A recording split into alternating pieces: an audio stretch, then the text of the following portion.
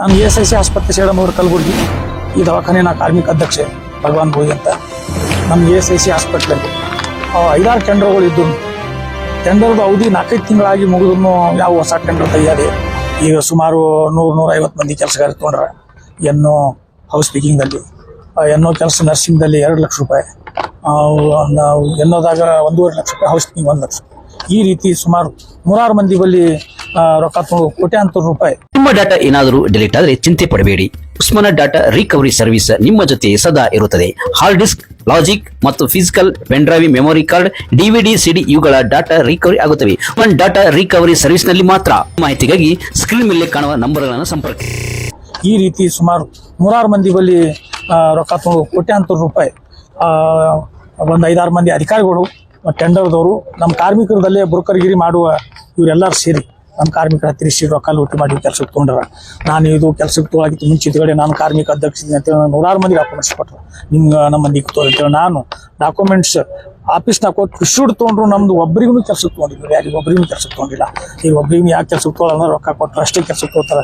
ರೊಕ್ಕ ಯಾವ ರೀತಿ ತೊಗೊಳ್ತಾರಂದ್ರೆ, ಈಗ ಏನು ಕೆಲಸಕ್ಕೆ ತೊಗೊಳ ಮುಂದೆ ಏನು ರೊಕ್ಕ ಮಾತಾಡಿರ್ತಾರೆ, ಆ ಮನುಷ್ಯ ಬೇರೆ ಬರ್ತಾನೆ, ಅವ್ರಿಗೆ ಹೊಲ್ದಾಗ ಕರ್ಕೊಂಡು ಹೋಗ್ತಾರೆ, ಇಲ್ಲ ಬೇರೆ ಊರಿಗೆ ಕರ್ಕೊಂಡು ಹೋಗ್ತಾರೆ. ಅಲ್ಲಿ ಹೋಗಿ ಅವ್ನ ಬಳಿ ಮೊಬೈಲ್ ಎಲ್ಲ ತೆಗೆದಿಟ್ಟು ಖಾಲಿ ಕೂತು ಗಿಡದ ಬಡ್ಯಾಗ ಕೂತು ಇಲ್ಲ ಯಾವ್ದಾರ ಒಂದು ಆಫೀಸ್ನಾಗೋ ಒಟ್ಟೆ ಆ ಜಾಗನಾಗ ರೊಕ್ಕ ನೌಕರಿ ಮಾಡವ, ರೊಕ್ಕ ತೊಗೊಳವ ನಮ್ಮ ಕಾರ್ಮಿಕರದಾಗ ಬರ್ಕೊಂಡು ಇಬ್ಬರೇ ಅಥವಾ 5 ಡೀಲ್ ಮಾಡಿ ಆಮೇಲೆ ಅವ್ರು ಕೆಲಸಕ್ಕೆ ಹೋಗ್ತಾರೆ.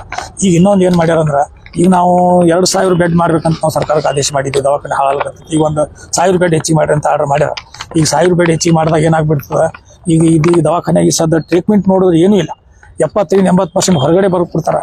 ESI ಹಾಸ್ಪಿಟಲ್ ಕಾರ್ಡ್ ಇದ್ದವ್ರಿಗೆ ಸಹ ಇವರು ಟ್ರೀಟ್ಮೆಂಟ್ ಸರಿಯಾಗಿ ಕೊಡ್ತಾ ಇಲ್ಲ. ಅವರೇ ಸ್ವತಃ ರೊಕ್ಕ ಕೊಟ್ಟು ಹೊರಗಿನ ಮಾಡ್ಸ್ಕೊಂಡ್ ಬರಾಕತ್ತಾರೆ. ಈ ರೀತಿ ನಮ್ಮ ದವಾಖಾನೆ ಪರಿಸ್ಥಿತಿ ಹೆಂಗೆ. ಈಗ ನಮ್ಮ ದವಾಖಾನ್ಯಾಗ 1-2 ಹಗರಣಲ್ಲ, ಈಗ ನೋಡಿದ್ರೆ 100 18 ಪಾಯಿಂಟ್ಸ್ ಬರ್ದೀವಿ. ಈಗ ಏನದಂದ್ರೆ ನಮ್ಮ ESI ಹಾಸ್ಪಿಟ್ಲಾಗ ಆಕ್ಸಿಜನ್ ಮಷಿನ್ 2 ದೊಡ್ಡ ಕೂರಿಸಿದ್ವಿ ನಾವು ಕೊರೋನಾ ಟೈಮ್ದಾಗ. ಈ ಒಂದೇ ಚಾಲೋದು ಒಂದು ಆಕ್ಸಿಜನ್ ಮಷಿನ್ ತಾಮ್ರ ಪೈಪೇ ಕಳ್ತನ ಮಾಡ್ಕೊಂಡು ಹೋಗ್ಯಾರ. ಸುಮಾರು 25-30 ಲಕ್ಷ ರೂಪಾಯಿ ತಾಮ್ರ ಪೈಪ್ ಕಳ್ತನ ಮಾಡ್ಕೊಂಡು ವ್ಯಾಪಾರ ಕೂಡ ಆಗ್ಯದ. ಇನ್ನ ತಕ್ಕ ಕಳ್ಳರು ಸಿಕ್ಕಿಲ್ಲ, ಒಬ್ರಿಗೆ ಬಂದಿಲ್ಲ. ಕಳ್ಳರು ಎಲ್ಲಿ ಯಾರಂದ್ರೆ ಇವು ಅಧಿಕಾರಿಗಳು, ಟೆಂಡರ್ದವರು, ನಮ್ಮ ಕಾರ್ಮಿಕರೇ ಕಳ್ಳರು. ಇವ್ರ ಮ್ಯಾಗ ಯಾವ ಇನ್ಕ್ವೈರಿ ಆರ್ಡರ್ ಬಿಟ್ಟು ಯಾವ ಕಳ್ತನ ಸಿಗ್ತಾ ಇಲ್ಲ. ಈಗ ಅಂತ ದೊಡ್ಡ ಚೀಜಿಗೆ ಹೋದ್ರೆ ಯಾವ ಸಿಗ್ತಾ ಇಲ್ಲ. ಸಣ್ಣ ಸಣ್ಣ ಚೀಜ್ ನಮ್ಮ ದವಾಖಾನೆಗೆ ಎಷ್ಟು ಕಳ್ತನ ಆಗಿದ್ವಿ. ಈಗ ನಾವು 1000 ಬೆಡ್ ಆರ್ಡರ್ ಆಗ್ಯದ. ಈಗ ಸೆಕ್ಯೂರಿಟಿ ನಾವು ಏನು ಮಾಡೀವಿ, ಆ 50% ಲೇಡೀಸ್ 50% ಜೆಂಟ್ಸ್ ಅಂತ ಬಂದಿದ್ದೇವೆ. ಈ 50% ಲೇಡೀಸ್ ಏನು ಯಾರಿಗೆ ತೊಗೋಬೇಕಂತ ಹೇಳ್ಯಾರಂದ್ರೆ, ಎಕ್ಸ್ ಪೊಲೀಸ್ ರಿಟೈರ್ಮೆಂಟಿಗೆ ತೊಗೋಬೇಕಂತ ಮಹಿಳಾ, ಎಕ್ಸ್ ಪೊಲೀಸ್ ಮಹಿಳಾ ರಿಟೈರ್ಮೆಂಟ್ ಪೊಲೀಸರಿಗೆ ಅವ್ರು ರಿಟೈರ್ಮೆಂಟ್ ಆಗಬೇಕಾದ್ರೆ 60 ವರ್ಷ ಆಗಿ ರಿಟೈರ್ಮೆಂಟ್ ಆಗಿರ್ತಾರೆ. ಅವ್ರಿಗೆ ಬದುಕಾಕ 25-30 ಸಾವಿರ ರೂಪಾಯಿ ಪೆನ್ಷನ್ ಕೂಡ ಬರ್ತದೆ. ಅವ್ರಿಗೆ ತೊಗೊಂಡ್ರೆ ಅದು ಸೆಕ್ಯೂರಿಟಿ ಮಾಡೋಕ್ಕೆ ಶಕ್ತಿ ಇರಲ್ಲ. ಈಗ ಸೆಕ್ಯೂರಿಟಿ ಎಂಥವ್ರು ತೊಗೋಬೇಕಂದ್ರೆ 7ನೇ 10ನೇ ತರಗತಿ ಓದಿರಬೇಕು, 5.5 ಹೈಟ್ ಇರಬೇಕು. ಅವ್ರಿಗೆ ಜೀವನ ಪರ್ಯಂತ ಒಂದು ಕೆಲಸ ಕೊಟ್ಟಂಗೆ ಆಗ್ತದೆ, ಒಂದು ನೌಕರಿ ಕೊಟ್ಟಂಗೆ ಆಗ್ತದೆ. ಅವ್ರು ಬದುಕಾಕ ಒಂದು ಹಾದಿ ಆಗ್ತದೆ. ಅವ್ರು 35-40 ವರ್ಷದಾಗ ಡ್ಯೂಟಿ ಮಾಡ್ಸಕ್ತಾರೆ. ಇವರು ಯಾಕೆ ಹಿಂಗೆ ಮಾಡ್ತಾರಂದ್ರೆ, ಈ ಸರ್ಕಾರದ ಯೋಜನೆಗಳು ಏನವ ಕಳ್ತನ ಮಾಡಕ್ಕೆ ತಮ್ಮ ಅನುಕೂಲ ಆದಂತೆ ಮಾಡೋ ಸಲುವಾಗಿ ಇವರೆಲ್ಲ ಕಾನೂನು ಮಾಡ್ಕೊಂಡ್ರೆ. ಆ್ಯಕ್ಚುಲಿ ನಮ್ಮ ದವಾಖಾನ್ಯಾಗ ಒಂದು ರಕಮಲ್ಲ, ಭಾಳ ರಕಮದಿಂದ ಲೂಟಿ ಅದ. ನಾವು CBI ನಾವು ಇದಕ್ಕೆ ಹಿಂದೊಮ್ಮೆ ನಾವು ಡೀನ್ ಲೋಬಾ ಮಾಡಮ್ ಮತ್ತು ಬಾಬುಲಾಲ್ ಡೆಪ್ಯೂಟಿ ಇವ್ರ ಮ್ಯಾಗ FR ಮಾಡಿದ್ವಿ. ಆ FR ಮಾಡಿದ್ರು ಇನ್ನೂ ತಗ ಕಾರ್ವಾಯಿ ಆಗ್ಲಿಕ್ಕೆ ಚಾಲೂ ಇಲ್ಲ.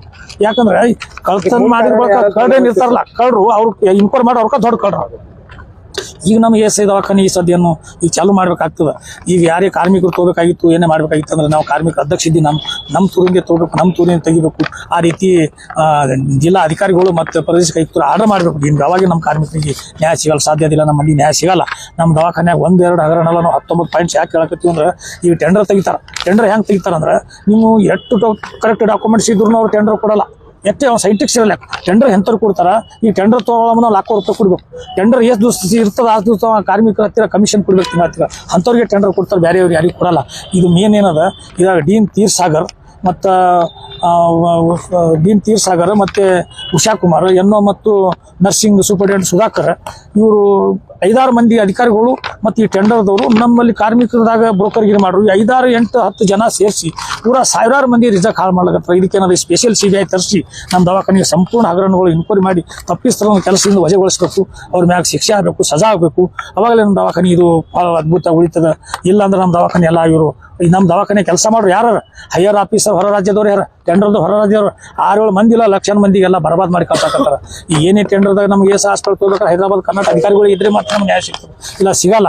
ಈಗ ಸಂಪೂರ್ಣ ಇನ್ಕ್ವೈರಿ ಮಾಡಿ ನಮ್ಗೆ CBI ಇನ್ಕ್ವೈರಿ ಮಾಡಿಸಿ ನಮ್ಮ ತಪ್ಪಿಸನ್ನ ಶಿಕ್ಷೆ ಮಾಡಿಸಿ ನಮ್ಮ ನಮ್ಮ ಜನರಿಗೆ ಕಾರ್ಮಿಕರಿಗೆ ಕೆಲಸ ಸಿಗಬೇಕು ಮತ್ತು ಸರಿಯಾಗಿ ಪಗಾರ ಸಿಗಬೇಕು.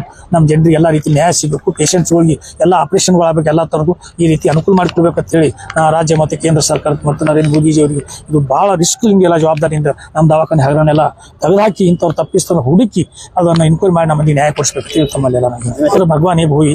ನಾನು ಹೈದರಾಬಾದ್ ಕರ್ನಾಟಕ ಭೂಯಿ ಜನಸೇವಾ ಸಂಘ ಅಧ್ಯಕ್ಷ ಮತ್ತು ESIC ಹಾಸ್ಪಿಟಲ್ ಕಾರ್ಮಿಕ ಅಧ್ಯಕ್ಷ.